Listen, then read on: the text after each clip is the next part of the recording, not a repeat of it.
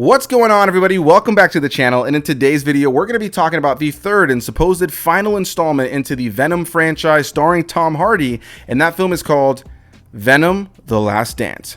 Directed by Marcel, who wrote this film alongside Tom Hardy, this film once again stars Tom Hardy in the lead role, as well as some new faces into the mix played by Juno, Chiwetel Ejiofor, Rhys, Ifans, and more. And before we get too far into this, I do want to mention that this is a very special review for me, most notably because today, on October 23rd, it's actually my 6-year anniversary here on YouTube of talking about movies. And the very first movie I ever covered here on my channel was the first Venom. Hey, how's it going? Let's talk Venom. So it's pretty awesome to be 6 years into the game and having been able to check this out, and by the time that this video goes up when the embargo lifts, be able to be in such a different place when it comes down to when I started doing this YouTube channel to now where I'm being able to check out some movies early, and here I am talking about the final installment into the franchise that I first started talking about here on the channel. So yeah, definitely something that's gonna hold a special place in my heart, and I'm gonna have a video up at this point when this video goes live where I talk a little bit about being on here on YouTube for 6 years. So without further ado though, you guys aren't here for that. You're here to hear my thoughts on the third and final installment into the Venom franchise starring Tom Hardy. And before we get too far into this, something that I thought was an interesting decision was that the director of this film is Marcel, who actually wrote this film alongside Tom Hardy and also wrote the first two Venom films alongside a couple other writers. She's written in tons of other things and worked in filmmaking for a long time, but this is actually the directorial debut of Marcel, which I thought was a very interesting and ballsy decision, and I don't know if I necessarily feel like it fully paid off. But before we get fully into my thoughts on the film and whether I think it's a good time and you should go check it out, let's get into what this movie is all about. The movie opens up and we're once again introduced to Tom Hardy as Eddie Brock and Venom, and we quickly learn that the two of them are on the run from the authorities because they are believed to be the main culprits in what happened at the tail end of the second Venom at the cathedral with Venom and the individuals who died in that situation. While this is all happening though, we learn of a new threat that is known as Null, a villain who is a big character from the comics who is very lore heavy and an Avengers level threat in a lot of ways. When I heard that this character was going to be introduced and I saw him in one of the more recent trailers, I was quite concerned because I am a huge fan of Venom. I have him tattooed on my leg, and I'm a huge fan of Null. I think he's one of the coolest Marvel villains that is not necessarily super well known, but incredibly powerful, and I was worried that he was not going to be utilized properly in this film since he is such a big threat, and this is meant to be the last film with Tom Hardy in this role. It felt like not necessarily the best place to put such a big villain. Anyway though, he is coming after Venom for a very specific reason and ends up sending out some creatures to go and search after Eddie Brock and Venom. So the two of them are on the run from two different directions over the course of the film, and over the course of the film they come into contact with some new characters as well as some familiar characters and have to do what they can to try to save the world from this big threat that is on its way. And I'll leave it at that when it comes down to the base premise.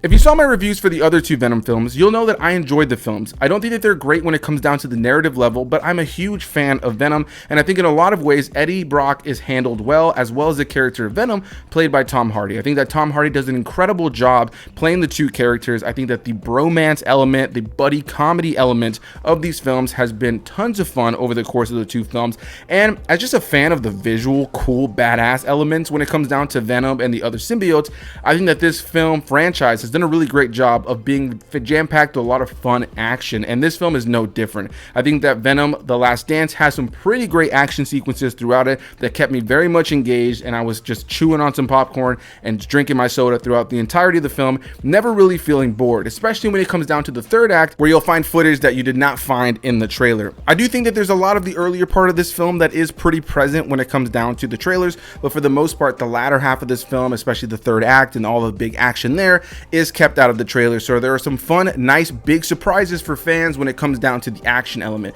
So similar to those first two films, I think you have a fairly decent enough, entertaining enough story here that the action and the visuals are kind of elevating at times. And I would say that if you are not a big fan of the first two Venoms, I would not necessarily go in with expectations that this is going to change your mind on the franchise overall.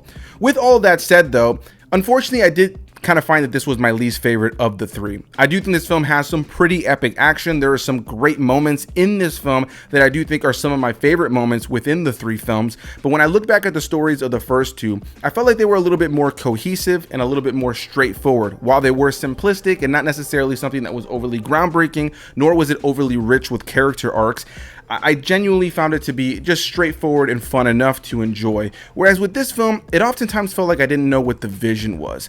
There was a lot of characters that we're focusing on here, a bunch of side characters, some scientists, and people like Dr. Plane, played by Juno Temple, as well as people who work in the military who are coming after these symbiotes, like Rex Strickland, played by Chiwetel Ejiofor. And then there's just this random family that we come across over the course of the film, with the father being played by Rhys Ifans. And while they were enjoyable at times, while all these characters had moments that were either cool or funny, or maybe got a chuckle from the audience here and there, it wasn't ever really something that I felt that these characters were overly compelling, and I oftentimes saw myself more annoyed by a lot of the new side characters that are introduced here. And when it comes down to some of the characters from previous films who were introduced here once again, I ultimately found like they were just kind of shoehorned in there, and it didn't really feel like they had much to do. Now, the film is called Venom though, and so I think that the heart of the film really lies with Eddie Brock and Venom and their relationship. And the moments that work in this film with those two characters, outside of the action and the visuals, very much come down to the bromance, buddy comedy elements that made the first two films work. If you enjoy Tom Hardy in this role and you enjoy that time spent between Eddie Brock and Venom in the first two films, you're definitely going to find plenty to enjoy in this film when it comes down to those two characters. However, if you're looking for a compelling story that feels like a really cohesive conclusion to these three films, I don't know if you're necessarily going to find that here. There were elements that I think could have been utilized from the first two films to really give this an emotional send-off for this iteration of the character that I ultimately felt were just not used, and kind of made this film in a lot of ways feel a little bit disjointed. Entertaining enough, fun to watch, some really badass action and some great visuals at time, and some heart when it comes down to Eddie and Venom, but ultimately a narrative that doesn't really feel like it feels like a conclusion. And when it comes down to Null, who I've mentioned earlier, the big bad that I was excited to see as a longtime fan of the character and a big fan of the comic books, unfortunately, my worst fears had become realized, as he is just a looming threat that is ultimately wildly underutilized over the course of the film and really doesn't play much of a role in the film. And I don't even feel like it's much of a spoiler or anything like that to say that. I think that the character is ultimately just meandering in terms of his role in the overall narrative.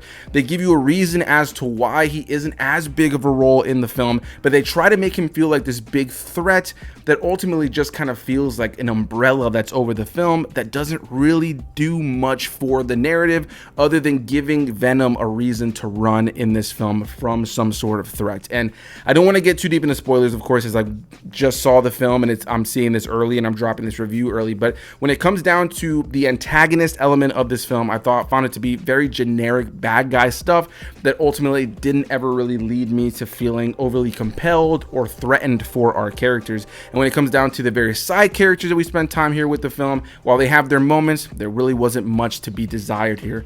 With all this said though, I do think that the fun of this film comes down to the moments spent between Eddie and Venom. There are some nice moments of bromance and buddy comedy between the two of them that continue to showcase why the first two films worked out.